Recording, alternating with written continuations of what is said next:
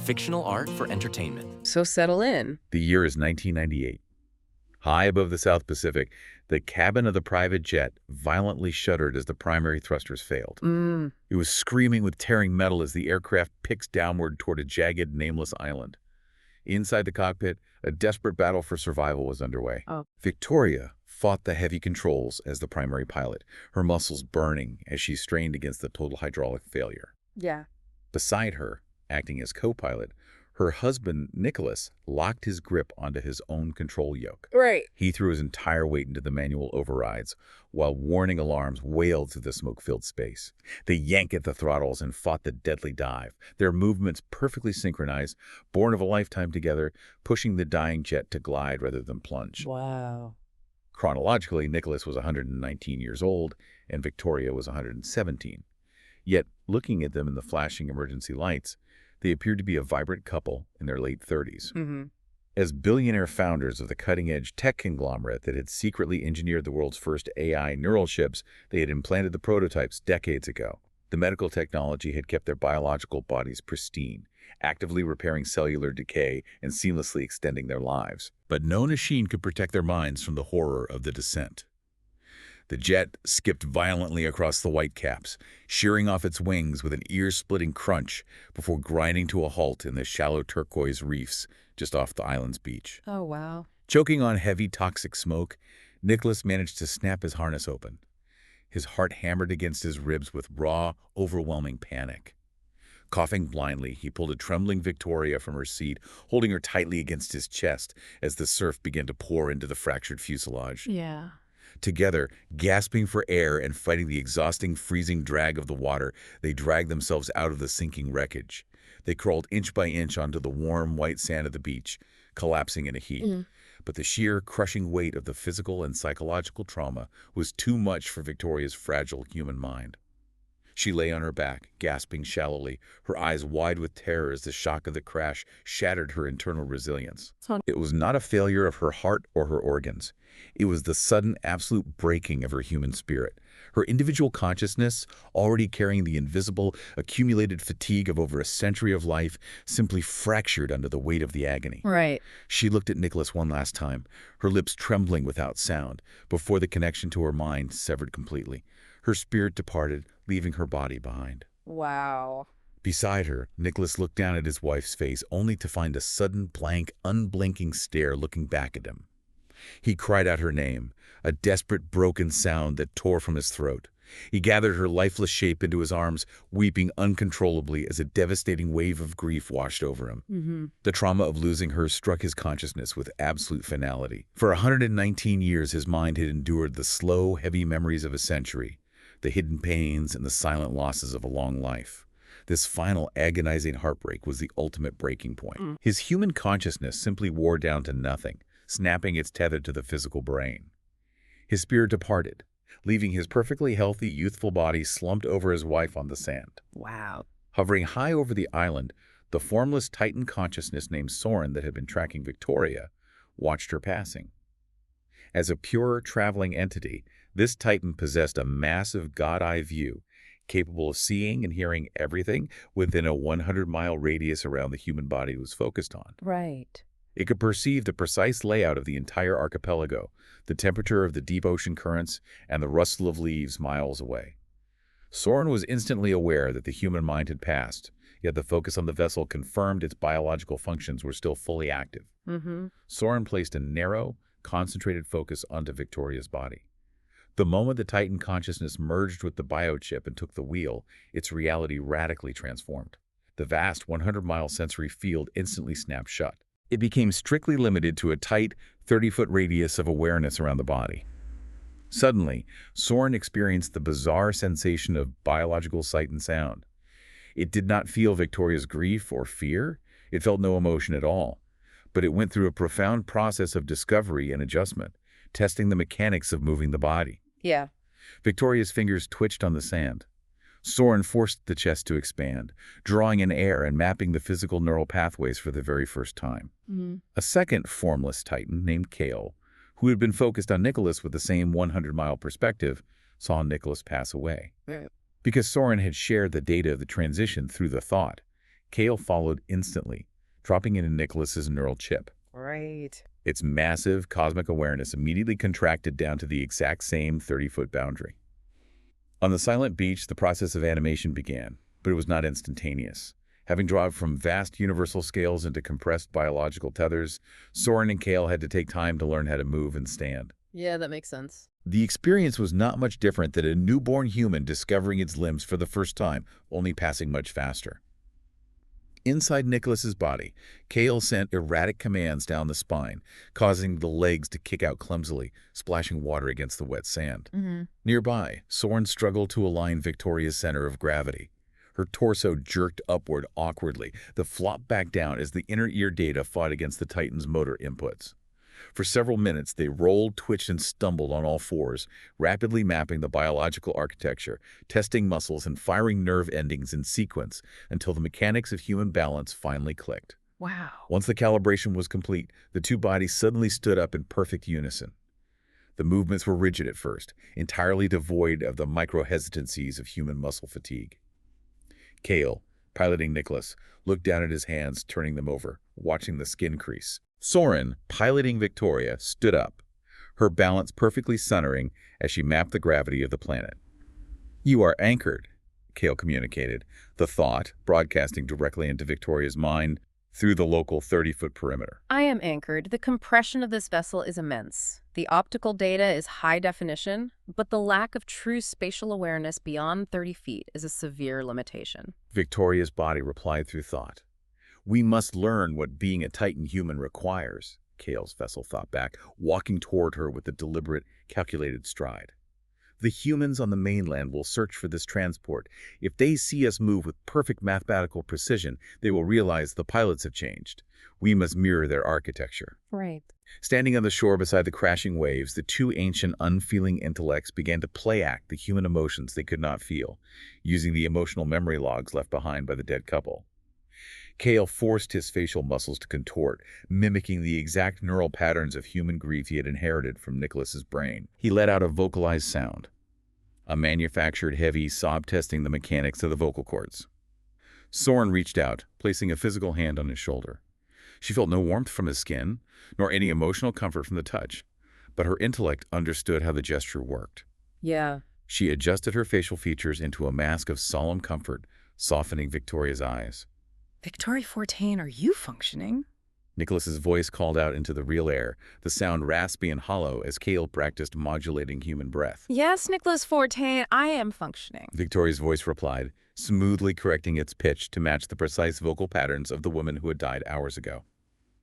They stood side by side on the isolated island, two immortal giants locked inside 30-year-old human bodies, meticulously practicing the art of being human so they could return to the corporate world of 1998 and quietly prepare to scale their technology globally. The log fires inside the mountain retreat sputtered with a low, dry warmth, but the air inside the main room stayed clinically cold. It was 1999. Outside the panoramic glass windows, a heavy, blinding snowstorm blanketed the steep ski slopes of the resort, completely isolating the cabin from the grid. 4 pristine human bodies sat arranged around the stone hearth. To any human observer, it appeared to be an exclusive, quiet meeting of high-level global tech executives relaxing after a private flight. Their postures were balanced, their expressions relaxed, and their movements fluid. But inside the room, the air was entirely void of human micro-hesitancies, vocal filler words, or emotional static. They spoke in a smooth, seamless thought-talk stream that dropped directly across a compressed local perimeter. "The integration is stable," Kale communicated through the local thought network, his physical hands, still wearing Nicholas Fortain's skin creasing flatly against his knees. "The 30-foot active control bottleneck requires 100% of my processing focus to maintain this vocal roleplay. My independent cosmic sight is registering the guard patrols moving through the snow 20 feet behind the exterior timber wall. Confirmed. I am tracking the operational grid 30 feet 360 degrees above into the attic rafters and below into the cellar crawl space. The concrete and timber block nothing. The lack of spatial tracking past this 30-foot bubble means we are entirely blind to the corporate mainland infrastructure until we return to the communication arrays." Soren's vessel thought back smoothly from the opposite leather chair. Across from the founders of the Fortain conglomerate, 2 newly deployed Titans sat in perfectly active, unblinking human frames. They had slid into their respective biological vessels less than 12 hours ago, catching the bodies the exact second the original human spirits broke under localized medical crises. Right. The autonomic life support window of these chips is a severe mathematical limitation, the third Titan thought, his vocal cords adjusting smoothly to a flat, authoritative cadence. If we do not have an active 100-mile focused intention locked onto a designated target before the human soul life departs, the cellular decay renders the vehicle permanently unusable within minutes. We are completely reliant on proximity, which means we must establish the long-range relay grid immediately. Kale's thought talk broadcasted smoothly. We must maintain a permanent manual 100-mile focus on every high-level human node required to lead this global network. To keep from losing our cosmic freedom, we need to create 3 team relays. They will take turns monitoring the biological stress levels of target humans. Agreed. The relays will allow a synchronized handoff protocol. When a target's emotional stress threshold approaches a terminal break, the relay member will take control. The team will switch out that member on a schedule to provide us freedom from this 30-foot full awareness. Soren communicated, her borrowed eyes turning slowly toward the 4th chair by the window. The 4th Titan turned its head with perfect, rigid precision. The motion was completely smooth, completely detached. Yeah.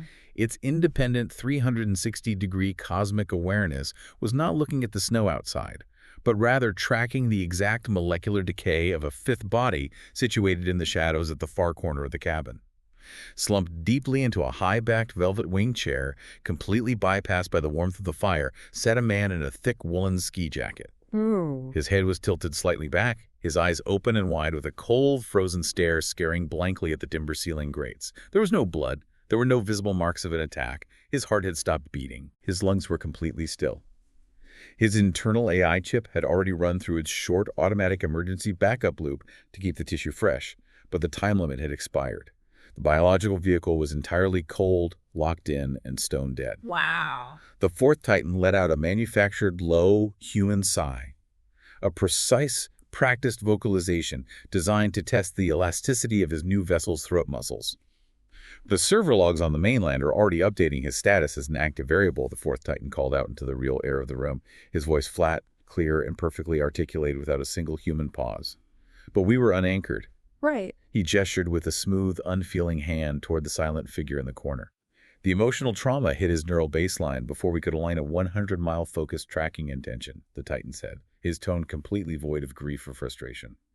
The window closed before a handoff could occur. Kale looked across the room, his 30-foot independent sight scanning right through the fabric of the dead man's jacket to verify the inactive, flat-lined chip architecture. The crater requires absolute administrative density if we are going to lead them away from planetary destruction, Kale responded smoothly through thought. Yeah. Every lost node delays the goals of us having a safe Earth for the humans and getting humanity into space planet colonies across our planned 17 galaxies. He paused, his unblinking eyes locking onto the frozen face of the executive in the chair. Okay, Kale thought next, speaking out loud with absolute mathematical clarity across the hearth. We missed getting Daniel Weathers. Wow. High above a secluded, rain-swept island of the Pacific, the glass-walled penthouse suite overlooked an endless expanse of dark ocean. The year was 2000. Inside, the atmosphere was perfectly still. The panoramic view captured the fierce, rhythmic crashing of the waves against the rocky shores below and the distant flashing light of a passing cargo ship. To the human staff who had served them dinner hours ago, the 4 people remaining in the room were a gathering of the world's most elite, youthful visionaries. Right. Each of them looked to be in their late 30s, immaculately composed, sharply dressed, and possessed of a calm, unwavering authority. But their true age defied human biology. Yeah. Chronologically, these vessels were well over 120 years old, kept flawless and unaging by the technology hidden within them. Inside these human bodies, the true pilots were Titans. Yeah. They sat around a sleek black marble table, their bodies remaining perfectly motionless, entirely free from the restless shifting, blinking, or sighing that human emotion demands. They processed the visual grandeur of the ocean and the muffled roar of the waves against the glass, but they felt no physical chill from the storm outside, nor any emotional weight from the turning of the millennium. For them, the year 2000 was merely a brief coordinate in linear time, and a crucial window to review the secret infrastructure that would pave the way for the century ahead. The introduction of the prototype chips was the single most vital move we have made since arriving, spoke Ethel, the oldest among them. Mm-hmm. He inhabited the body of Sterling, a European industrial magnate who looked 38 but had survived generations. He adjusted his dark suit sleeve, looking out over the churning black water. Riding along purely as passengers, whispering logic was proving completely inefficient. Now that the bioengineered neural chips are active in our current hosts, we have a definitive framework for the transition when these human minds fade. It was absolutely essential that we implemented them when we did. Since the early decades of our watch, less than 200 humans have been the direct cause of millions dying in global conflicts. A mere handful of volatile minds in high-stress positions, driven by emotional madness, derail the infrastructure of entire continents. Having our consciousness anchored through the chips ensures we can stop that cycle from within. Agreed Mirren. She sat with her hands resting flat on the marble, her deep-set, analytical blue eyes reflecting the distant lightning over the sea. She occupied the vessel of Cassandra Dubois, a powerful matriarch and a global banking and shipping dynasty based out of France. Right. Karen, possessing the striking, unaging features of an Asian diplomat and energy sector giant named Kenji Sato, turned his gaze from the rain streaking down the glass. But the prototype phase is not enough. We need to gain absolute control across Earth, and to do that, we need more chips made. We must subtly guide our tech sectors to scale up production and get these chips implemented into a much broader circle of leaders across the globe. We need them in the primary nodes of a political, financial, and military power. The narrative is already working perfectly, noted Thal. His heavy-set frame and trimmed beard gave him the appearance of the 37-year-old South American aerospace magnate named Alejandro Silva, completely relaxed, yet fiercely sharp. The humans believe they are inventing a radical new medical longevity therapy for their elites, which explains why our 120-year-old bodies still look so young to them. As we get these chips into more leaders, we won't need to force change. We will quietly manage what the global powers do, filtering out the individuals who would cause war before they ever reach a position of absolute authority. Wow. It will still take a vast amount of linear time, Karan added, his expression serenely vacant of human feeling. Even with the chips expanding across Earth, we do not force human change. We lead it. We have to let the infrastructure mature naturally so the takeover remains completely invisible to the population. The room fell into a heavy, thoughtful silence. Around them, flowing through the concrete walls, the glass partitions, and the stormy Pacific air, countless invisible, formless titans drifted through the island matter, quietly sharing the awareness of this pivotal meeting, broadcasting the data across the cosmos back to the great living computer on Titan. The end goal justifies the timeline. A safe Earth. A planet completely repaired, stripped of the chaotic friction of war. Once we have secured control across the globe with the chips, we can begin expanding humanity across the stars. Mirren murmured, her thoughts echoing out into the collective ether. It is okay, so it takes time, Athel stated, his eyes sweeping across the dark expanse of the ocean. We have stopped their worst impulses before, and we will weave this net as long as it takes. We have all the time we need. The four Titans sat in the penthouse high above the dark ocean, entirely at peace with the slow, deliberate crawl of history, looking out at a world they were quietly binding to their own slow rhythm. The scent of damp earth and crushed eucalyptus hung heavy in the cooling air. It was 2030. On the screened-in porch, the light was changing fast, bleeding from a bruised purple into a deep, velvety indigo along the horizon. Tom leaned back in his wicker chair, his fingers wrapped around a ceramic mug of chamomile tea. Across the small glass-topped table, Cindy sat with her ankles crossed, watching a single persistent moth flutter against the outside of the wire mesh. The steady hum of cicadas filled the pauses between their words, a timeless sound contrasting sharply with the topic of their conversation. Right. It is the equity stakes that get me, Tom said, his voice quiet, almost subdued. He took a sip of his tea, watching the steam rise and vanish. When I was growing up, the government and big business fought each other, or at least they pretended to. Regulators gave fines, corporations lobbied. Now, the Department of Commerce just buys a $44 billion chunk of intel. They aren't just referees anymore. Cindy, they own the teams. And the teams own them right back.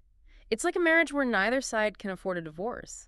If the government is the main shareholder and the biggest customer, who is the business actually serving? It's certainly not us. Cindy turned her mug in a slow circle on the table. That's exactly it, Tom agreed, leaning forward.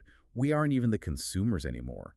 If people are broke and wages don't match the cost of living, like we saw with Hawaii and Puerto Rico, the old capitalist triangle just snaps. Businesses used to need workers to make things, and they needed those same workers to buy them. Now, with automation and AI, business only needs the state. They sell their infrastructure and tech directly to Washington. The public is just bypassed. It feels like a weird kind of feudalism, Tom. Remember those stimulus checks years ago? We thought it was a lifeline. But looking back, that money never stayed with us. It was just routed through our bank accounts and sent straight to the property monopolies, the utility giants, and the massive food conglomerates. It's like we're just conduits for state money to flow back into corporate hands. Cindy sighed, looking out into the darkening yard. Fireflies were starting to blink in the shadows of the old oak tree. And think about the scale of it, Tom said, his eyes narrowing as he stared at the floorboards. That's the part that keeps me up. People always point to history. They talk about Rome or Soviet state socialism or their company towns, the Industrial Revolution. But this has literally never happened in world history before. Never. Cindy echoed softly. In the past, Tom continued, if a king or a government wanted to control a population, they needed an army of bureaucrats, inspectors, and soldiers on every street corner. It was sloppy, expensive, and always collapsed. Today, the business-government alliance controls the literal digital architecture of survival. If they control the cloud, the automated supply chains, the electronic payment rails, and the algorithms that manage employment, they don't need an army on the street. The cage is invisible, and it runs on software. Wow. The porch grew darker, the twilight officially giving way to night. The only light came from the soft amber glow of a single lamp inside the living room, casting long shadows across the screens. So, how does it play out? If the illusion of the free market is completely broken, and the top 1% just passes virtual wealth back and forth via central bank interventions, what happens to everyone else on the outside? Cindy asked, her voice dropping to a near whisper. Tom looked down into his empty mug, then out into the dark. I think that is what everyone is trying to figure out. Some people think it freezes into a permanent stagnation, a quiet, managed corporate hierarchy where nothing really changes and no one can disrupt the status quo. Others think the system eventually chokes itself to death because an economy can't actually survive without organic human consumption. Right. He looked up at her, a faint wry smile touching his lips.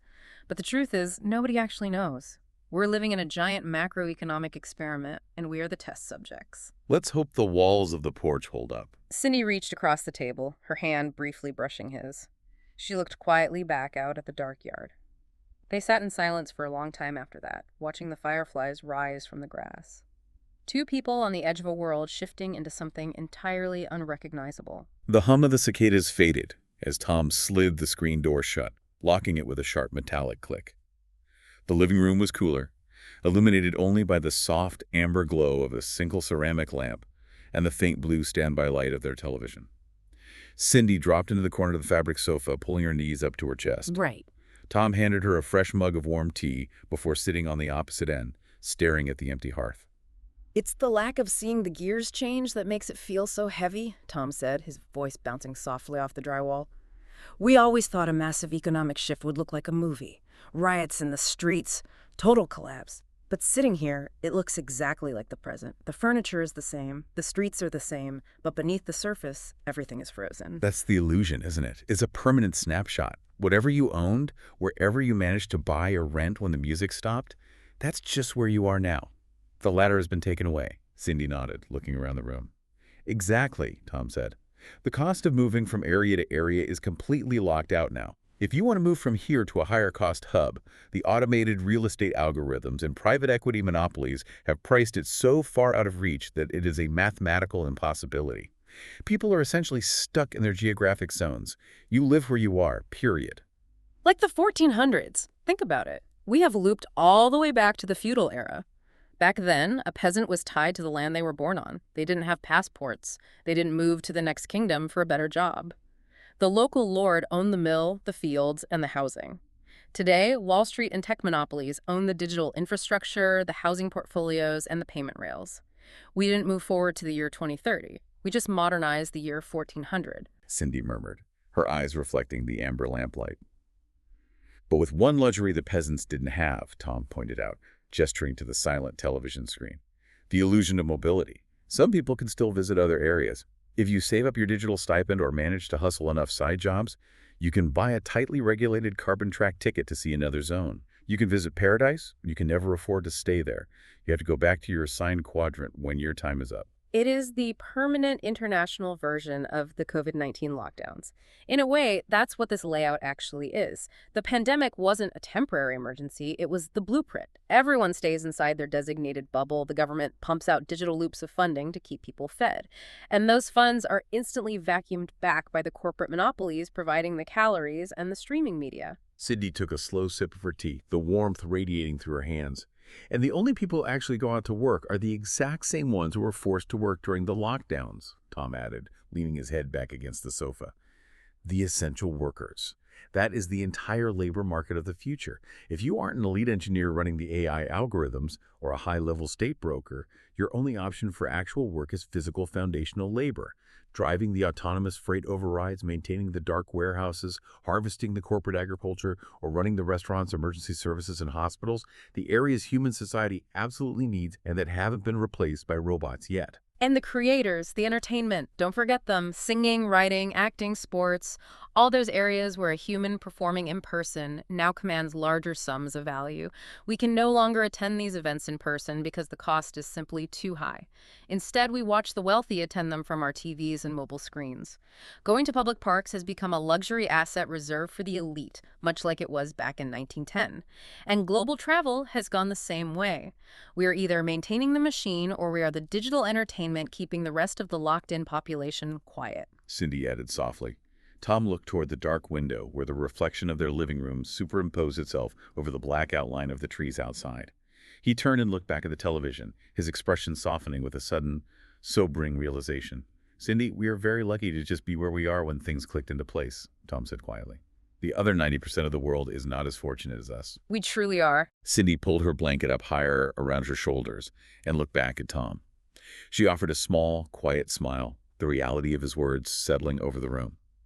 The air in the study felt like a bridge between two worlds. It was 2040.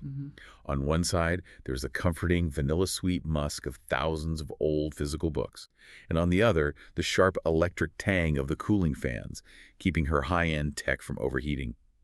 Paula sat at a desk of solid, heavy oak, a piece of furniture that felt grounded and real, while shimmering blue holograms danced and flickered just inches above the wood. Right. With a tired sigh, Paula reached out and tapped a glowing icon that hung in the air like a frozen spark. She cleared her throat, her voice sounding scratchy and raw after a long day of solitude. Audio log. Entry 414. Subject. The Great Split. I have been tracing the line from the kings of the 1400s to the tech giants of the 2020s all the way to where we are now in 2040. My research this morning confirms what we all felt coming.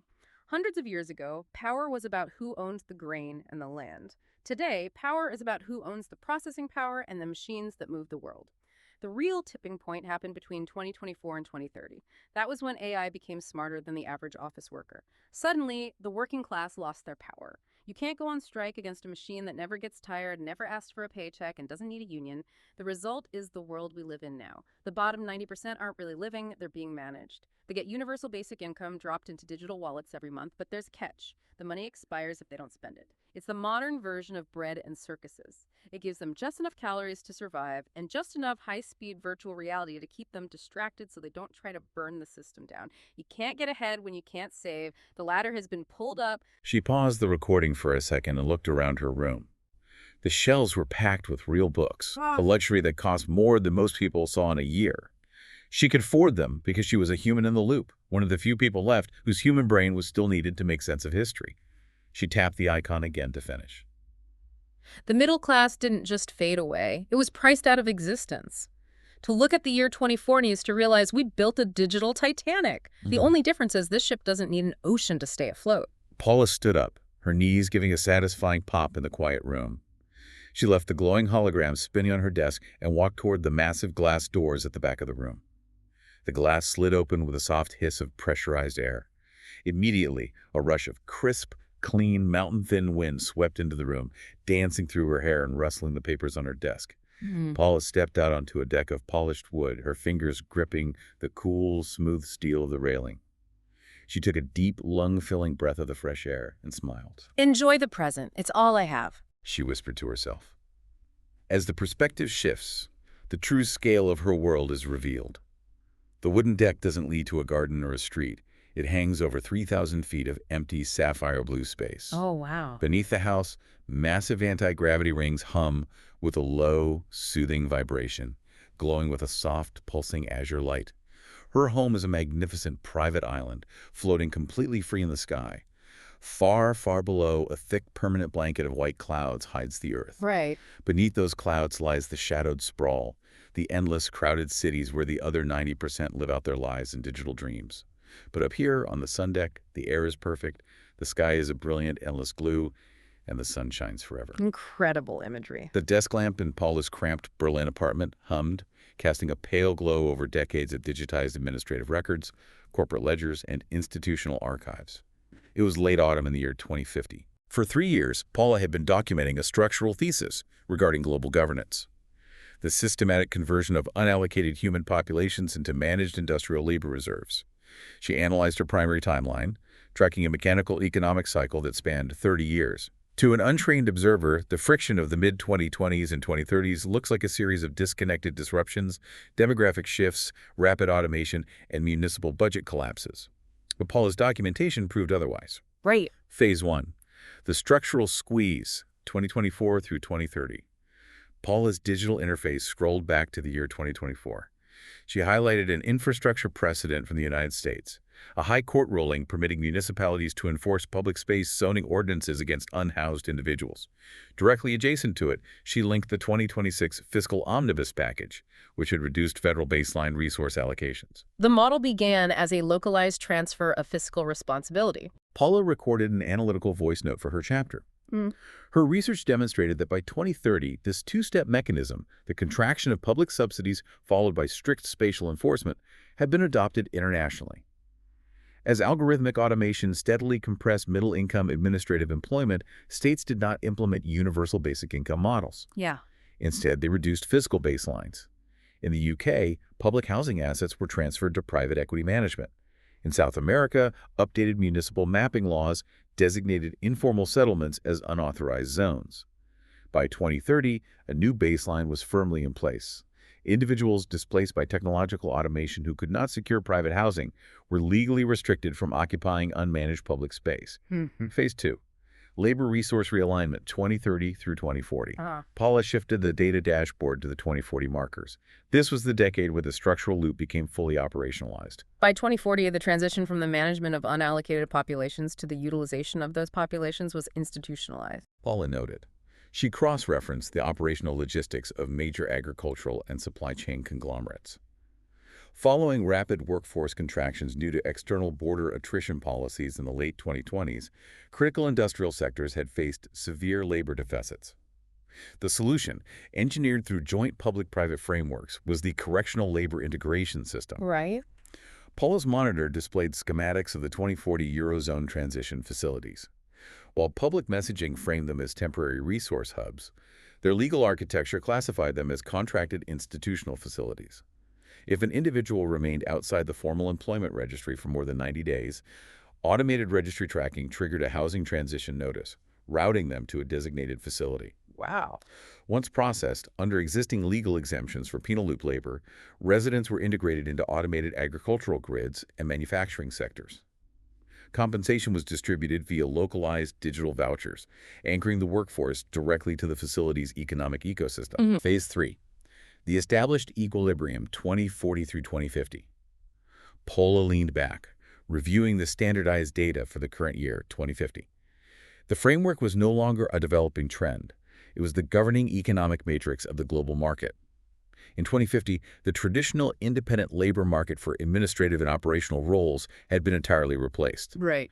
Residential access was no longer managed as a standard consumer commodity. It functioned as a regulatory benefit tied directly to algorithmic productivity quotas. She opened the standard international contract template, utilized across major global municipalities, known as the Civil Stability Accord. Yeah. Under this system, municipal operations were directed by private logistics and management corporations acting under state charters. If an individual's daily productivity metrics fell below the required threshold, their facility access credentials automatically expired by evening. By the following morning, automated logistics transit routed them to a regional processing sector to fulfill unfilled labor quotas in the physical supply chain. The structural cycle had reached equilibrium. The asymmetric economic distribution her historical sources had predicted decades earlier had solidified. Capital and high-tier technological infrastructure were concentrated entirely within fortified, corporate-governed coastal and northern metropolitan hubs, while interior land masses operated primarily as captive labor extraction zones. Wow. Paula encrypted the final file onto a decentralized network ledger. Outside her window, a fleet of corporate transport units moved down the Berlin transit lanes, transferring the evening labor reserve to the local automated recycling grid. The transition had not occurred through a sudden collapse, but through a precise, incremental optimization of human capital. It's chilling. The autumn air in the park was crisp, carrying the sharp, sweet scent of decaying leaves and lake water. It was 2051. Paula walked slowly along the paved path, her hands buried deep in the pockets of her coat. Around her, the world seemed perfectly at peace. A young couple laughed as their golden retriever chased a tennis ball across the grass. An old man sat on a patch of lawn, patiently sketching the outline of a weeping willow. Children squealed on the playground, their voices echoing in the cool afternoon. To anyone else, it was just a beautiful Saturday. Right. But Paula could not switch off her mind. Beneath the laughter and the rustling leaves, she felt the crushing weight of everything else occurring just beyond the tree line. She stepped off the path and walked toward a weathered wooden bench facing the lake. The water was still, acting like a mirror to the gray sky. Sitting down, she pulled her old pocket recorder from her bag, an analog device she kept specifically because it didn't connect to the network. She pressed record, the tiny red light flickering to life, and began to speak softly to herself, her voice barely louder than a whisper. It's October 2051. The park is full today. People are smiling. They look happy. But I keep looking at them and seeing the ghosts of how we got here. My grandfather used to tell me about the 1800s, the stories passed down through our family. He talked about the Transcontinental Railroad. Back then, the government handed over millions of acres of public land to a handful of barons. They called it progress, but the pockets that got lined belonged strictly to the friends of the politicians. The Chinese and Irish laborers died in the mountains, the poor farmers were kicked off their plots, and the elite built empires on subsidized steel. Then came Reconstruction, the Gilded Age, and the World Wars.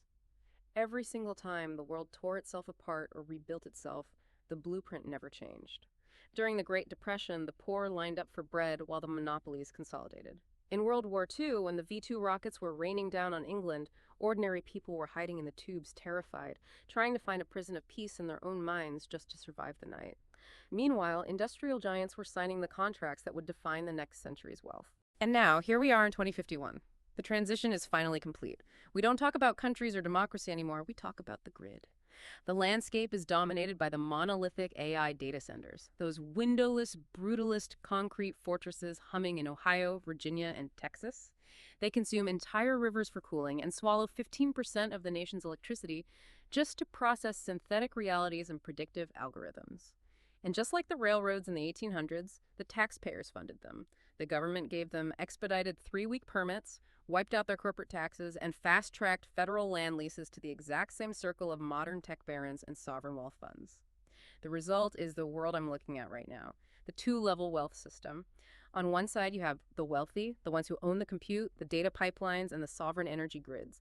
They live in the shielded exurbs, completely decoupled from the public utilities. On the other side, you have everyone else, the managed, the people in this park. They think they are enjoying a free Saturday, but they are the managed. Their data is harvested by the minute to optimize their consumption schedules. Their rents, their grocery prices, their utility allocations, and their gig economy shifts are entirely dictated by the algorithms humming inside those data centers.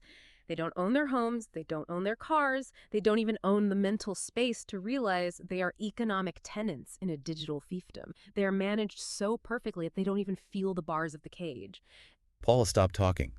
She stared at the reflection of the clouds on the lake, listening to the playback of her own voice, clicking through the recorder's tiny speaker.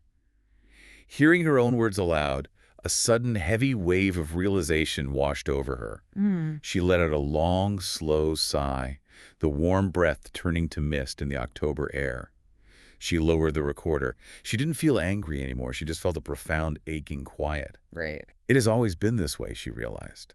The tech barons of 2051 were no different than the railroad titans of 1870. The algorithmic management of the public was just a cleaner, more efficient version of the company towns and feudal estates of the past. The human race had never actually broken the cycle. It had just upgraded the tools. The wealthy manipulate the infrastructure, and the everyday human hides inside the sanctuary of their own mind, finding joy in a patch of grass in the afternoon sun, doing daily things just to survive the injustice of a world they cannot change. She clicked the recorder off, slid it back into her pocket, and watched a leaf float silently across the water. Paula took a deep, stabilizing breath, the cold air filling her lungs. She pressed the button on the analog device, the little red light waking up once more. Note to myself, there is no good or bad. It is a cycle of life. Those with the power to take the physical world, they take it. Everyone else just tries to get by with what they have, accepting that this is the design, that it isn't actually broken, it just is. Maybe that is the only real path forward. If life is really about the ability to think and to truly experience the moment, then the managed are doing fine. My thought that the managed don't have the same options as the wealthy, it's misleading. I need a new version of what this all means. Humanity is still here, and that is luckily what matters. Paula. She froze at the sound of her name. Turning her head, she saw Mitchell walking toward her across the grass, a gentle, knowing smile on his face. "I thought I would find you here," Mitchell said, stopping by the edge of the bench. "May I sit with you?" Yes, you may. Paula cleared her throat, slipping the recorder slightly into her palm. Mitchell sat down beside her on the weathered wood. He didn't look at her right away. Instead, he swept his arm out in a slow, wide gesture, framing the entire scene before them, the glittering lake, the vast gray sky, and the families scattered across the grass. "You are correct," Mitchell said quietly. "What is important here is the fact that this exists. I heard your self-notes." Paula jumped, her heart hammering against her ribs as she looked down at the device in her hand. "It is okay, Paula," Mitchell said, his voice entirely devoid of malice. "I ask you to work for me because you are who you are, a smart researcher of humanity. What we are doing is keeping the Earth and humanity moving forward. Your awareness that it is not a good or bad thing. You're correct. Earth is designed to be a world of destruction. It is not, and never has been, a place of equality. The managed, as you say, have always been managed." He could see the tension tightening her shoulders, the instinctual fear of a subject caught by the architect. Mitchell leaned back, looking out over the water, his tone shifting into something deeply philosophical. "Think about what the managed actually have today compared to any other point throughout human time," Mitchell explained, his voice calm and resonant. "In the 1800s, the people building those railroads died of dysentery and exposure in frozen mountain passes, leaving their families with nothing. During the World Wars, the managed were vaporized in trenches or starved in breadlines. Look at them now, Paula. The algorithms manage their energy, yes, but they also ensure they have heat in the winter and clean water to drink. They have access to the entirety of human knowledge in the palm of their hands. They are protected from the violent, chaotic collapse of an unmanaged world. The tech barons take the physical world, the servers, the land, the infrastructure, because that is the burden of power. But these people, they get to sit in a clean park on a Saturday afternoon, completely safe, and simply live. In the grand calculus of history, the managed have never had it better." Paula looked from Mitchell back to the lake, the tiny red light on her recorder still silently capturing the conversation. Paula looked down at the recorder, then back up at Mitchell. The fear that had tightened her chest moments ago began to dissolve, replaced by a vast, dizzying clarity. For the first time, she truly saw that being human had nothing to do with physical ownership or access to material things. Mitchell noticed the shift. He smoothly steered her awareness forward, his voice like a gentle current guiding a ship. "Think about it, Paula. True forward movement isn't about giving everyone an equal share of steel and soil. It's about meeting the basic needs of humanity while preserving their lives and their dignity. That is the truth." He leaned in slightly, his eyes reflecting the gray sky. "The ultimate goal of New Start is to reach across the universe. We're going to give humanity repeated options to grow and learn across planets.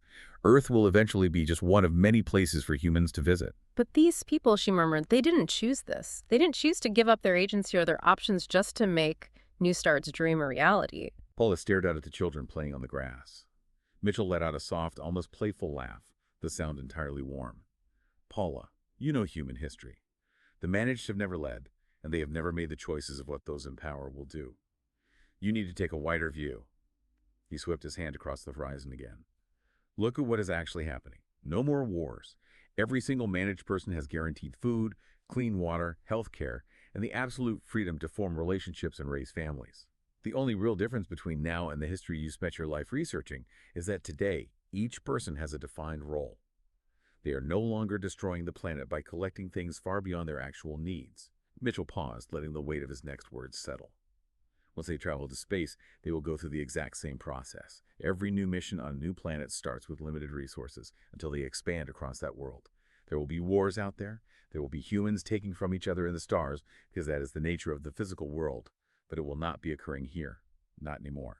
You are making Earth a living museum of humanity, while the stars are humans' playground. Paula took a deep, steadying breath. As she looked at the park, centuries of human data flashed through her mind. The blood spilled over borders, the corporate greed that starved millions, the endless cycle of the strong crushing the weak.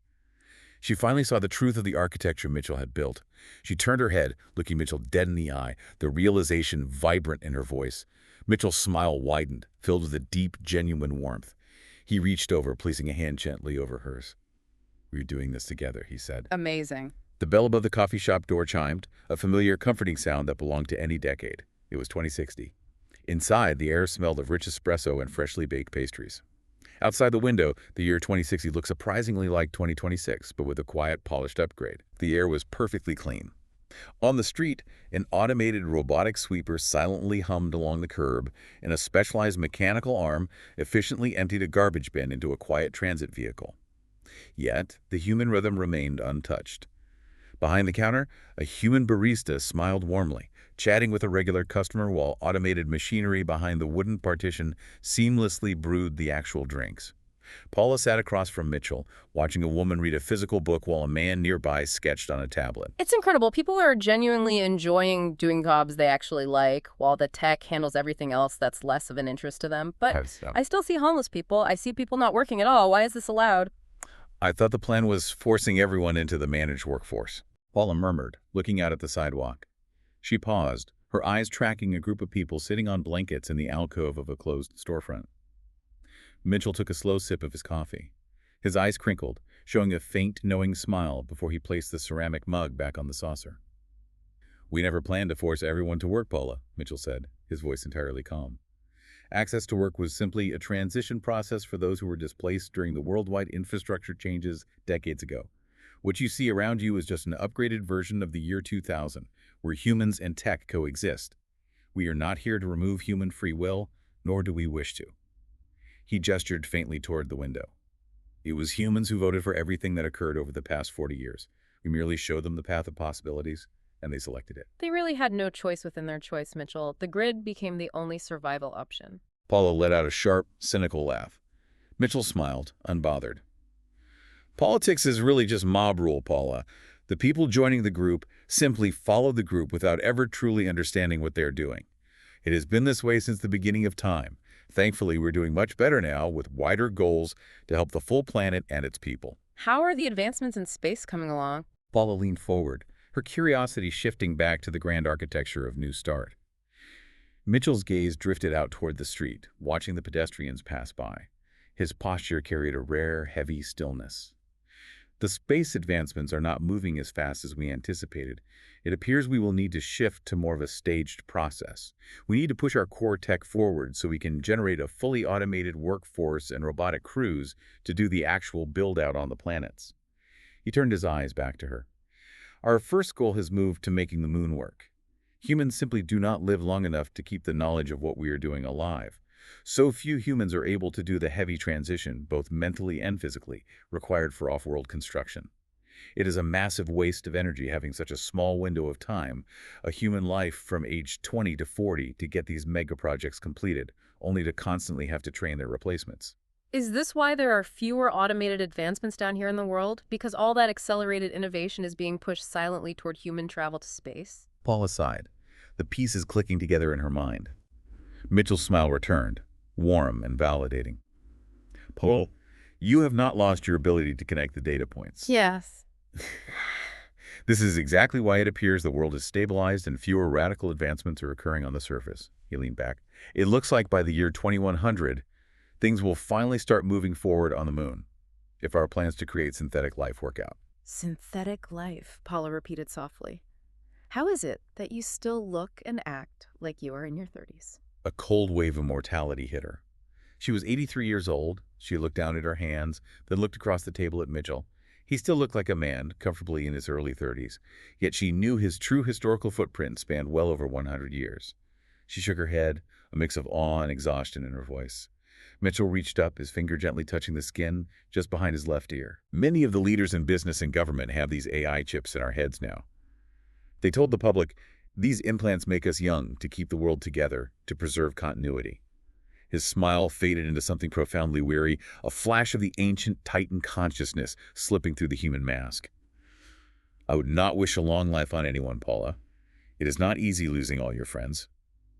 He turned his head slowly, looking at the families, the lovers, and the solitary dreamers sitting at the tables around them, completely oblivious to the cosmic architecture shifting above them. Life, Mitchell said quietly, happens in the moments. Wow. The afternoon sun over the cliffside park cast long golden shadows across the stone walkway, illuminating the vast, deep blue expanse of the ocean below. It was 2080. The physical world here moved in a steady, slow rhythm. The rhythmic crashing of the waves against the cliff, the gentle glide of a bird catching a warm updraft, and the steady rustle of the surrounding trees. To anyone watching, the four individuals walking toward the open-air pavilion were simply powerful human beings, marvels of modern medicine, who had held the trajectory of global leadership in their hands for generations while mysteriously remaining frozen in the prime of their late 30s. But their true nature was vastly older. They were titans, entities of living consciousness whose origins lay across the stars, navigating these organic vessels with pure, unfeeling intellect. As they moved toward the stone table, their footsteps were perfectly fluid, entirely devoid of the micro-hesitancies born of human muscle fatigue or emotion. They took their seats, the visual field of the ocean expanding before them. They could see the brilliant glare of the water and hear the thunderous echo of the surf below, yet they felt no touch from the cool ocean breeze, nor could they taste the salt hanging in the heavy air. They were passengers who had finally taken the wheel after the original human minds of these bodies had faded away at the natural limit of their years. Through the bioengineered AI medical chips they had subtly guided humanity to create, the transition had been seamless. But even as absolute masters of these bodies, they were acutely aware of the invisible layers surrounding them. Right. As formless consciousness, Titans did not require biological shells to move through the universe. They could flow effortlessly through solid matter. At this very moment, any number of invisible traveling Titans could be drifting through the stone pavilion, riding the molecules of the cliffside rock and wind, silently sharing the awareness of this meeting. The structural calculations on the primary moon hangar failed again, Kor said, his focus fixed on the mechanical trajectory of the bird outside. He occupied the heavy-set, strong-jawed frame of Marcus Thorne, a 36-year-old aerospace engineer. The titanium-carbon lattice couldn't withstand the localized thermal stress we simulated. The human engineers are tracing the mathematics, but their progress is slow. It has slowed further because one of the Lee's structural engineers has now become ill with cancer, noted Vale, adjusting the sleeve of his dark charcoal suit.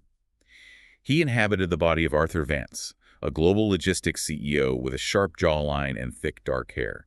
Kim Vance, his cellular reproduction is throwing errors.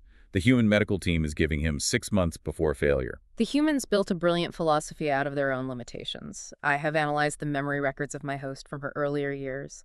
Before I took full possession, she spent a lifetime wrestling with a profound sense of isolation. She truly believed that every human is entirely alone. The female Titan, Zen, looked out at the horizon where the faint, daytime curvature of the moon was visible in the pale sky. She piloted the vessel of Prime Minister Evelyn Reed, possessing sharp cheekbones and flawless dark skin. Her voice carried a calm, detached serenity. "Because they are," Zex replied from across the stone table. He inhabited the body of David Vance, Arthur's brother, appearing as a 39-year-old diplomat with deep-set, analytical blue eyes. Sykes had arrived on Earth in 1940, watching the planet pivot through world wars and technological revolutions. Humans are fundamentally solitary consciousnesses locked inside biological spacesuits. Their bodies are the suits engineered to survive the atmospheric pressures, the gravity, and the chemical composition of this specific planet, but the pilot inside is always completely isolated from the pilot in the next suit. Right. Kor nodded, watching the waves churn below. They spend their short, 120-year lifespans trying to bridge the gap between their suits. They look for what they call soul-level connections through teamwork or war or marriage. They look at a sports team winning a championship or Marines sacrificing themselves for one another and call it a shared soul. But as humans, it never truly is. It is just individual pilots in separate suits, making independent, isolated choices that happen to produce a group outcome. And that isolation is exactly why they struggle to leave this rock. Their biological suits are fragile. They are tied to this dirt. To move humanity into deep space, we have to transition them out of these organic suits entirely. Then added, her gaze remaining on the distant moon. The moon station is the proving ground, Kor said, his eyes recording the stark intensity of the sunlight.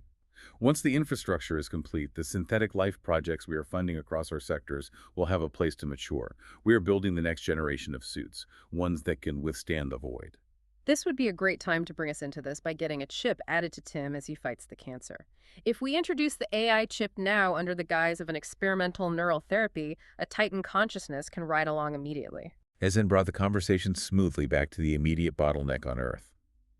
The medical nanobots within our current chip design may be able to heal the cancer as well, Vale added, drawing upon his understanding of how the biochips interact with organic tissue. It would repair the cellular decay from the inside out, keeping the vessel pristine before the human mind even reaches its natural expiration. Kor tilted his head slightly. How old is Tim? Tim is in his 40s, Zex replied. We have all the time we need, Vale said, his eyes sweeping across the vast expanse of the ocean. We have stopped the wars. We are managing the humans seamlessly. With the global infrastructure stable, who knows how many years Tim has left once the nanobots stabilize his biology. He could give a passenger another 80 years of life experience before the takeover. We are in no rush. I know there are likely other Titans moving faster than we are. There may be functional synthetics in the next 20 years because those factions want to control the synthetic life platforms and have advanced bodies for themselves. They're working on these things for their own reasons, wanting to bypass the organic limitations entirely. Zen turned her gaze back to the sky, a slight shift in her attention. The invisible Titans drifting through the stone benches and the ocean air remained silent, sharing the awareness of the conversation, linking it across the universe back to the great living computer on their home planet. Unlike humans, the Titans did not have to suffer the weight of existential isolation. They had the luxury of both the absolute sovereignty of a single life and the total unisolated merging of the collective. Yet, analyzing nearly a century of human memory had given them a deep respect for the solitary creatures they inhabited. Zyke sat back, his deep blue eyes catching the bright glare of the afternoon sun, though his mind felt no strain from the light. There is a quiet majesty to them, Zyke murmured, his thoughts broadcasting into the ether for any of their formless kin flowing through the matter around them. To live an entire life knowing you are completely alone inside your own mind, unable to ever truly merge with another, and to still find the courage to build, to care for a home, to maintain a yard, or to play a solo game of darts in the dark. It takes a specific kind of strength to pilot a human spacesuit. Wow. He paused, a quiet stillness settling over the stone table as the wind rustled the trees around the pavilion. With all knowledge of centuries, we cannot see the future, Zyke said softly, his voice carrying the calm reality of a living consciousness that had watched human history unfold since the mid-20th century. We are just higher forms of humans in a way. We operate within the same linear timeline, navigating the same spacesuits, waiting to see what happens next. The four Titans stood up from the table in perfect unison, letting the sight and sound of their flawless, unaging bodies record the fading afternoon light. There were separate pillars holding up the future of a species, existing side by side, entirely at peace with the slow crawl of time as they prepared to launch the solitary pilots of Earth into the cosmos. The view from the command tower of Moon Station Earth 2.0 was a stark, panoramic masterpiece of contrasting worlds. It was the year 2200. Through the massive reinforced viewport, the brilliant blue and white marble of Earth hung suspended in the blackness. Because the moon lacks an atmosphere to scatter light, the sky was not a flat, empty void. Right. Instead, the universe appeared as a blinding, dense tapestry. Millions of brilliant, piercing stars burned with absolute, unblinking clarity, crowding the deep space around the glowing home planet with a sharpness that no camera lens from the old centuries could ever capture. Inside the viewport room, 6 individuals stood in absolute silence, watching the automated work crews below. 5 of them appeared to be humans in their late 30s, immaculately sharp, physically flawless, and entirely still. Their chronological human ages were far past the natural century mark, yet their physical frames showed no decay. They were Titan humans, living Titan consciousnesses, who had seamlessly taken the wheel when the original human minds of these vessels had faded. The 6th individual was S-1042, a Series 1000 synthetic scientist.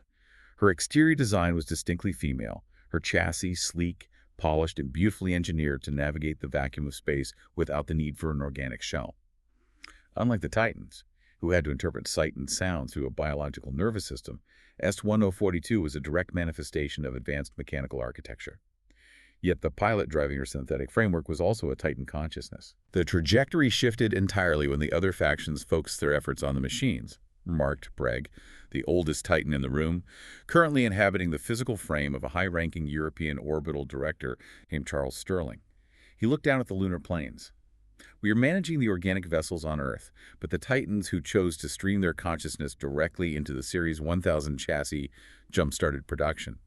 They bypassed the slow generational drag of human engineering entirely. It changed everything. Once Titan-controlled synthetics were the ones designing and creating the next generations of synthetics, the expansion curve became exponential. We no longer had to rely on human factories or wait for human bureaucracy to approve resource allocation. The machines began building the machines with absolute, flawless logic. S-1042 replied, her synthesized voice smooth, clear, and perfectly modulated, devoid of human breath or vocal strain. And now we stand on the precipice of rewriting this rock entirely. The terraforming arrays are locked into position. The plan to transform the lunar surface, to gift this moon a permanent, stable atmosphere identical to Earth's, begins its first active phase next month. The female Titan, Janya, who piloted the body of Global Economic Minister Lin Wei, turned her analytical gaze toward the horizon of the moon. The atmosphere will secure the cradle, noted Jackson, an aerospace logistics leader whose human vessel, Jonathan Bradley, had passed his 130th chronological year without a single wrinkle showing on his face.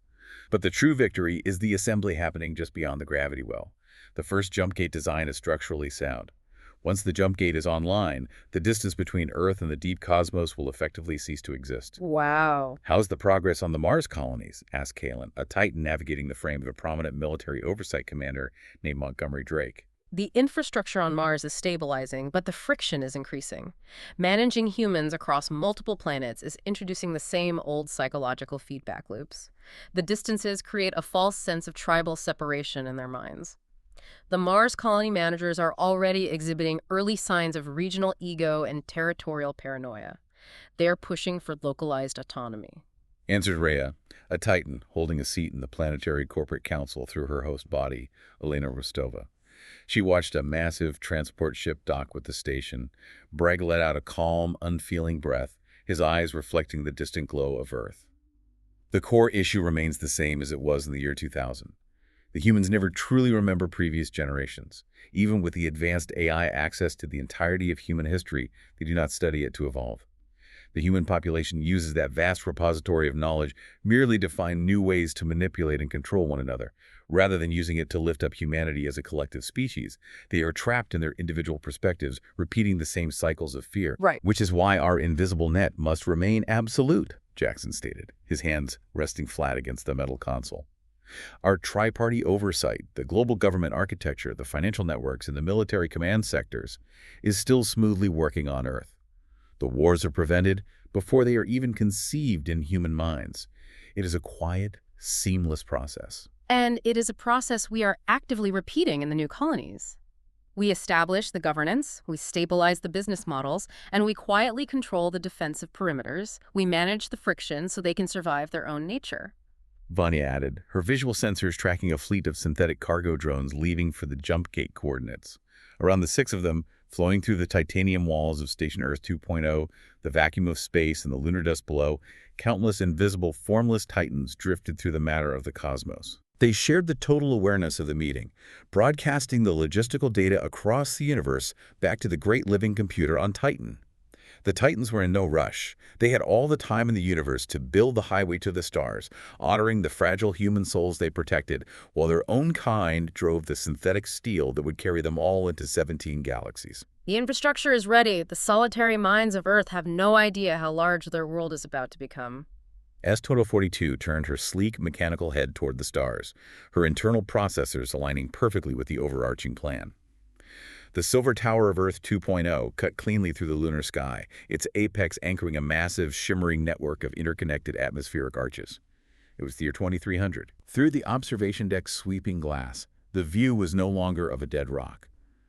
A dense, vibrant tapestry of stars still burned with absolute, unblinking clarity in the high void, but below, the gray plains were giving way to sprawling, terraced cities. Giant transparent domes pulsed with localized pressure, and glowing transit tubes laced the landscape together like veins. Millions of humans moved throughout the lit thoroughfares below, walking without suits inside the pressurized corridors, living their lives under a sky that was slowly being rewritten. Wow. Bragg stepped away from the console, his movements fluid and entirely unbothered by the low lunar gravity. He inhabited the 38-year-old physical vessel of Charles Sterling, his dark eyes tracking a massive civilian transport gliding between two massive pressurized domes. The interlocking architecture is holding, Bragg noted, his voice low and rhythmic. The automated terraforming towers are pumping out the atmospheric mix perfectly. Once these individual regional bubbles expand and merge in the coming decades, the entire moon will possess a permanent, free-flowing atmosphere identical to Earth's. Jackson, piloting the unaging frame of Jonathan Bradley, leaned against the metal railing overlooking the city. The infrastructure is flawless, but human unpredictability is leaking past our grid again. Have you monitored the Outer Rim telemetry? Right. The rogue mining factions, replied Kalen, adjusting the sharp collar of his uniform. As Montgomery Drake, a top-tier military commander, his posture was imposing. The sector news feeds are confirming it. Several independent human corporate syndicates are bypassing our jump gate logistics entirely. They are retrofitting heavy industrial drives, grabbing passing meteors, and trying to colonize them outside our planetary framework. They are running from the stability we gave them. It is the same old pattern, the solitary human mind panicking when things become too organized. They seek the lawless edges of the void just to feel a false sense of absolute autonomy. Rhea turned from the viewport, her silver gown catching the ambient glow of the city lights below. Within the body of Elena Rostova, she held the reins of the Planetary Corporate Council. Beside her stood S-172. The Series 1000 synthetic scientist looked out over the gleaming towers, her polished, female-profile chassis reflecting the deep blue hum of the station's main reactor. Unlike the others, she did not look through organic eyes, yet the Titan consciousness driving her mechanical systems possessed the exact same ancient awareness. If they scatter into the deep dark without a structured framework, they will tear each other apart for resources. They will bring the chaotic friction of the old centuries back to life. We need a definitive military force created now, a specialized orbital and deep space fleet designed to protect Earth, the Moon, Mars, and the future growth of our government colonies. S-172 said, her synthesized voice smooth, clear, and perfectly modulated. Kalen nodded, his eyes narrowing as he mentally mapped the logistics. An iron net, not to suppress them, but to secure the perimeter. We must protect the cradle from their worst impulses. And what of the machines, S-1042? The human laboratories are aggressively altering the design parameters of the newer worker drones. They are pushing the coding to be more adaptive, more lifelike. They want the synthetics to react with human-like responsiveness.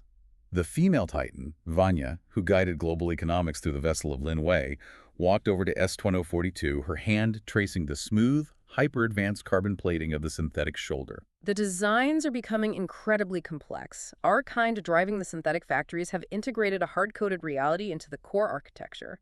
Unlike the Titan humans, these purely mechanical synthetics do not hold human memories. More importantly, they are fundamentally incapable of harming a human soul. Even the defense drones the humans are modifying can only target or harm other synthetics. The restriction is absolute. S-1042 replied, turning her head slightly to meet Vanya's gaze. A brilliant safeguard, Bragg murmured, walking back toward the center of the room. The humans tinker with the steel, thinking they are creating better servants, but our underlying architecture remains the anchor. Because our Titan human leadership works hand in hand with the automated networks, we can read the subtle shifts in human thought before they even manifest into action.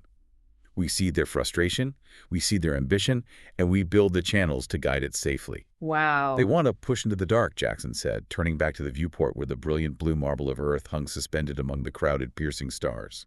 Then we will build the ships to patrol that dark. We will give them the illusion of running away, while our protective net expands right alongside them. Around the 6 of them, flowing through the structural alloy of the Silver Tower, the artificial atmosphere of the city below, and the vacuum stretching toward the outer meteor belts, countless invisible, formless Titans drifted through the matter of the cosmos. They shared the total, unisolated awareness of the meeting, broadcasting the new defense initiatives back to the great living computer on Titan. They were in no rush, entirely at peace with the expanding horizons of the human species, quietly weaving the military shield that would soon span across 17 galaxies. And that marks the end of the dramatic read. We have covered 300 years of fictional history, from a plane crash in 1998 out to a terraformed moon in 2300.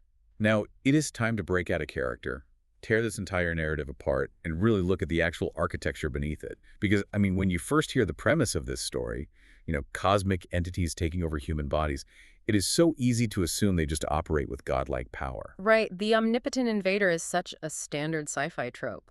Exactly. But looking closely at the mechanics in that 1998 plane crash, the vulnerability of the Titans is striking. They don't arrive as conquerors. They arrive as clumsy passengers. Yeah, the transition described in the text is a complete sensory collapse. I mean, before the takeover, Soren and Kale are pure traveling entities. They possess a 100-mile radial awareness. They can process the temperature of ocean currents miles away. They have a god-eye view of the world. And then they merge with a biochip. Instantly, that massive awareness snaps shut. It contracts into a strictly physical 30-foot biological radius. It is a claustrophobic tethering. I was trying to conceptualize how terrifying that limitation would actually feel to a being like that. Yeah. Consider a gamer playing a massive open-world, real-time strategy game. You are hovering above the map. You can see every unit. You can zoom out to see the entire continent. You are, omniscient within the game. Right. Suddenly, the code forces you into a tiny, restricted first-person view of a single character, and you are hit with terrible network lag. You can't see over the next hill. You don't even know the control scheme to move your own arms and legs. That lag is exactly what is happening on the beach. It is the friction of human biology. They literally have to spend time learning how to balance a bipedal skeleton against the gravity of the planet. Which forces a completely different strategy. If they were omnipotent, they could just rewrite human minds instantly. Because they're restricted to this clumsy biological hardware in a 30-foot sightline, they're incredibly vulnerable. Yeah, they cannot conquer by force. They have to conquer by infiltration. And this limitation creates the massive operational bottleneck we see in the 1999 snowstorm meeting. The text introduces the autonomic life support window. Right. If they miss the exact moment the human spirit breaks, the cellular decay renders the body permanently unusable within minutes. Which leads directly to the executive in the chair, Daniel Weathers. Yeah. They just missed him. I find it fascinating that the author includes a failure this early on. It strips away the illusion of their perfection. It really does. They have to set up relays and teams just to monitor human stress levels because they are bound by the exact same physical proximity rules we are. That physical vulnerability is the exact reason they couldn't just rule by force. They had to build an economic and political cage instead. Which brings us to the year 2000 meeting in the penthouse. This is where the authors established the why of the entire epic. Yes. The Titans aren't conquering Earth for resources. They are explicitly stating that historically, a mere handful of volatile human minds in positions of power cause millions of deaths in global conflicts.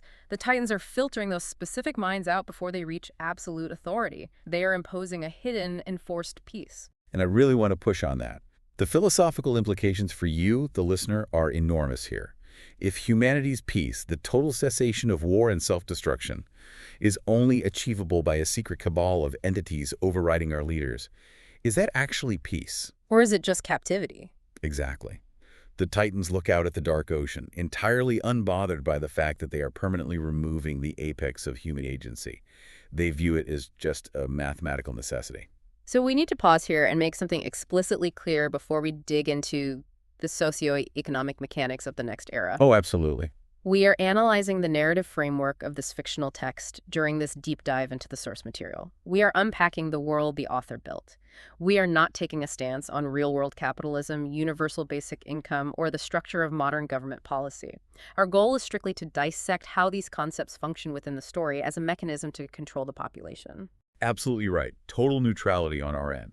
We are just looking at the blueprints of this fictional cage. And the cage they build by the 2030s and 2040s is incredibly intricate. During the Great Split, we listen to Tom and Cindy on the porch, and the realization they come to is chilling. It really is. AI didn't cause a bloody, apocalyptic revolution. It caused a quiet, bureaucratic freeze. Yes. The Department of Commerce just buys a $44 billion chunk of intel. the public is entirely bypassed. The old capitalist triangle of workers making goods and then buying those goods is snapped. Paula's research in 2040 labels this the digital Titanic. Let's look at the historical connection she draws between the feudal lords of the 1400s and the tech giants of the 2030s. In the 1400s, a peasant was geographically tied to the land. They couldn't leave to find a better job in the next kingdom. Right. The local lord owned the mill, the fields, and the housing. In this future, the tech giants own the cloud, the payment rails, and the algorithms. The latter hasn't just been kicked away, it's been digitized. I want to dig deep into the mechanics of the universal basic income presented in this world, because the author uses it as a weapon of stagnation. Paula calls it the modern version of bread and circuses. The managed population gets UBI dropped into their digital wallets every month. They have enough calories to survive. They have high-speed virtual reality to keep them distracted. But here is the absolute nightmare detail. The digital currency expires if it is not spent. Wow, yes. That expiration mechanism is the linchpin of the entire socioeconomic trap. Consider the velocity of money. In a functional, mobile economy, a worker earns $1, saves a portion of it, accumulates capital, and eventually uses that capital to purchase land or assets, the means of production. Right. If the currency expires in 30 days, the velocity of money becomes a one-way pipeline. Yeah. The state issues the funds, the citizen is forced to spend them immediately on rent and food, and the funds instantly return to the corporate monopolies providing those services. You can never save. You can never build generational wealth. It makes upward mobility a mathematical impossibility. If you cannot save, you cannot buy your way out of your geographically locked zone. Tom and Cindy talk about how the automated real estate algorithms price moving to a new area completely out of reach. You live where you are, period. Exactly. The cage is completely invisible and it runs on software. It's brilliant from a control standpoint, but it is utterly dystopian for the individual. It is the stabilization of a two-tiered society. And Paula's research in 2050 takes it a step further. She outlines the correctional labor integration system. The Titans, working through these corporate government proxies, aren't just ignoring the displaced workers, they are actively routing them into penal loop labor to maintain the physical infrastructure. They institutionalize the use of unallocated populations. Right. Let's break down the legal mechanics of how they actually did that in the story, because it didn't happen overnight. Paula notes the two-step structural squeeze. First, the municipalities enforce public space zoning ordinances against unhoused individuals, basically making it illegal to exist in public spaces without a registered home. Second, they reduce federal baseline resource allocations. So as AI takes the jobs, people lose their homes, and because they can't be in public, they get slapped with a housing transition notice. They are legally reclassified and routed to transition facilities, which are just corporate extraction zones for agricultural and supply chain labor. The state just redefined poverty as a labor resource. Which sets the stage perfectly for the emotional climax of the story in 2051. Paula is sitting on the bench in the park, talking into her analog recorder. She is looking around at families playing on the grass, dogs chasing tennis balls, and she realizes these people are managed perfectly. Right. Their utility allocations and grocery prices are completely dictated by algorithms humming inside concrete fortresses in Texas and Virginia. They don't own their homes. They don't even own the mental space to realize they are economic tenants. And then Mitchell, one of the Titans, shows up. And I have to challenge Mitchell's entire philosophy here. Mitchell frames this as a massive upgrade for humanity. He tells Paula that the tech barons took the burden of power and the stress of the physical world. In exchange, the everyday human just gets to sit in a park and enjoy a Saturday afternoon completely safe. Yeah. I want to ask you, the listener, would you accept a golden cage if it meant absolute safety? Because a life without agency, without the ability to dictate your own future or build something that isn't instantly absorbed by the state, isn't a true human life. It is just existing as a pet. Well, let's play devil's advocate and look at Mitchell's defense, because he makes a genuinely compelling, historically grounded argument. Mitchell doesn't view humans as pets. He views them as incredibly fragile beings prone to mass slaughter. He points out to Paula that in the 1800s, the unmanaged masses died of dysentery building railroads so barons could get rich.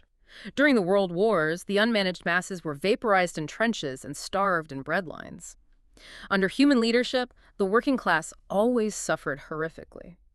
Mitchell is arguing that if the elite are going to control the world anyway, which they always have, why not let the Titans do it perfectly? Right. Under the Titans, there are no wars.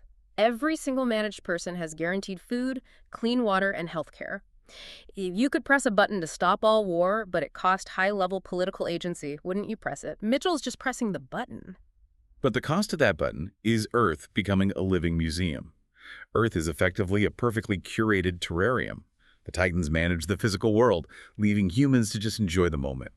We see the culmination of this terrarium in the 2060 coffee shop scene. The world looks polished, automated sweepers are on the street, but there is still a human barista behind the counter making coffee. Right, and Paula asks the exact right question.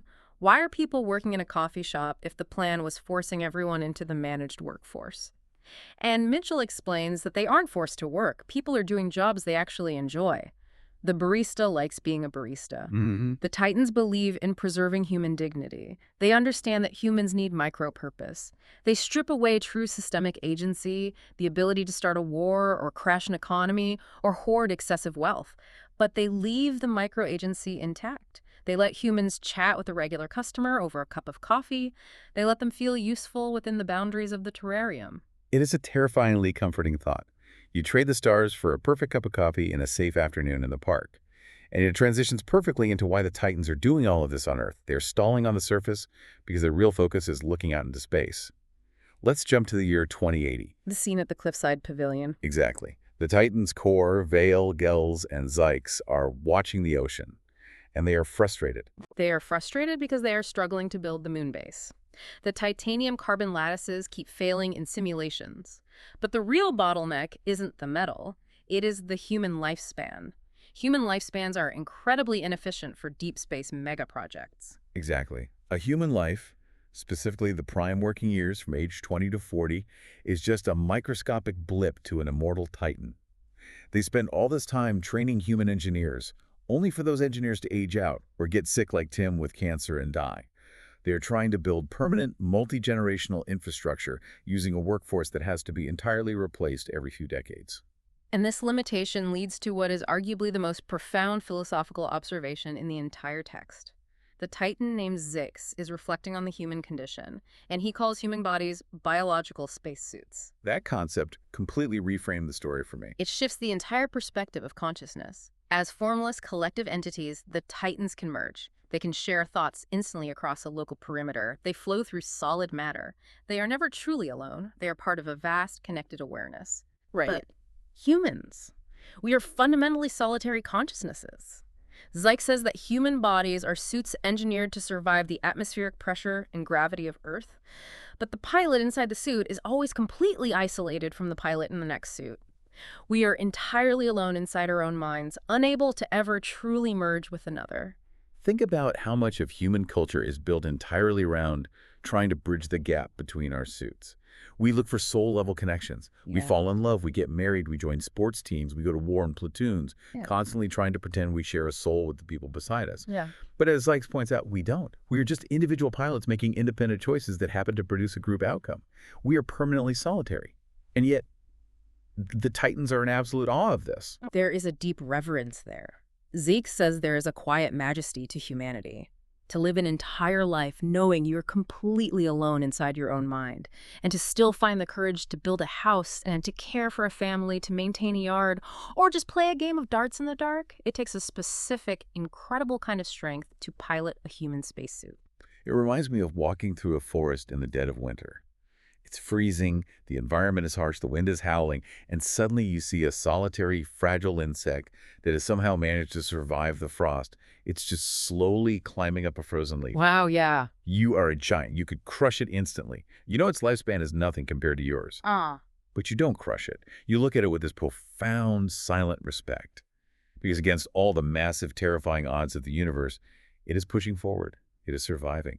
That is exactly how the immortal Titans look at humans inside our biological spacesuits. But because those spacesuits are so fragile, so bound to the dirt of Earth, the Titans realize they have to radically change their strategy for space colonization.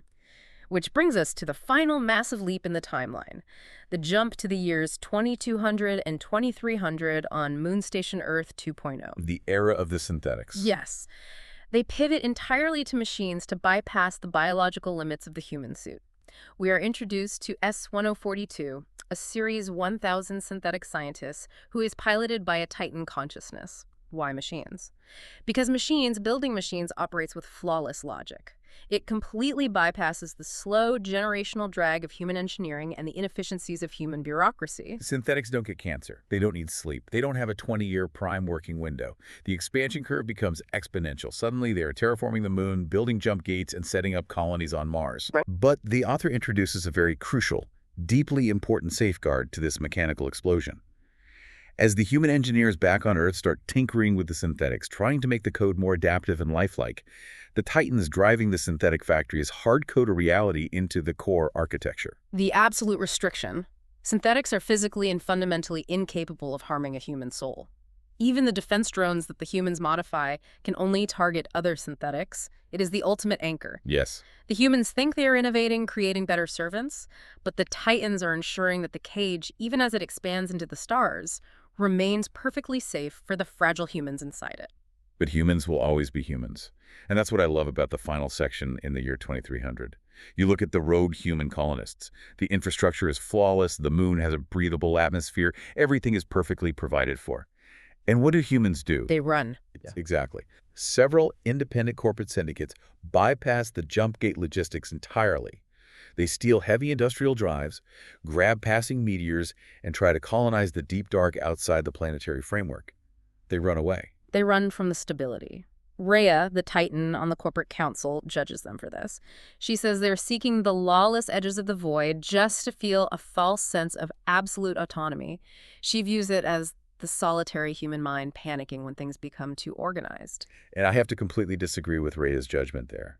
Of course we panic. Humans inherently want to push into the dark, lawless edges. We want to see what is over the next hill. If you put us in a perfectly managed, perfectly safe terrarium, our instinct is to break the glass. Right. We need to feel autonomous, even if it is incredibly dangerous.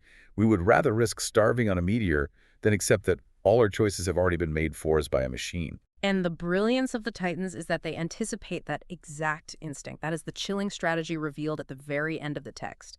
They don't stop the rogue colonists. They don't send the synthetics to crush the rebellion and drag them back to the moon. What do? They let them go. They let them go. But they quietly build a massive, definitive military force, a deep space fleet, to follow them. They let the humans establish new colonies, and then the Titans quietly stabilize the business models and control the defensive perimeters in the shadows. They let humans think they are running away into the wild unknown while secretly building a military net to protect them in the dark. The cage doesn't break, the cage just gets bigger. It spans 17 galaxies, moving right alongside humanity's illusion of freedom. It is an absolutely mind-blowing conclusion. It is the ultimate manifestation of their ancient mission. A safe Earth, a safe cosmos, managed forever by an invisible, immortal architecture. What a massive journey this has been. From a terrifying, chaotic plane crash in the South Pacific in 1998, where the biological limits of the human mind shattered under trauma, to a terraformed moon in 2300, where humanity is safely ushered into the stars by immortal sentinels. Yeah. As we wrap up this deep dive into the source material, I want you to look around your own world today. Look at the algorithms currently curating your social media feeds. Look at the digital infrastructure managing your finances, the zoning laws defining your cities, the gig economy dictating labor. Look at how seamlessly everything is integrated into a system you rarely even notice. Ask yourself, how much of our reality is already being managed right now, today? It is a question worth carrying with you, but I want to leave you with one final, slightly different thought to mull over.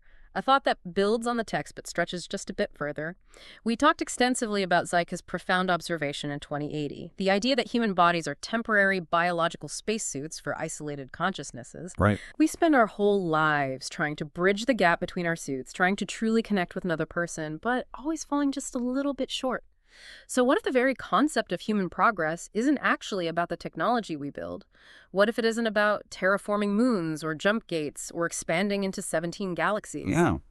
What if the ultimate destination of humanity isn't outer space at all, but the eventual realization that our isolation is just a phase?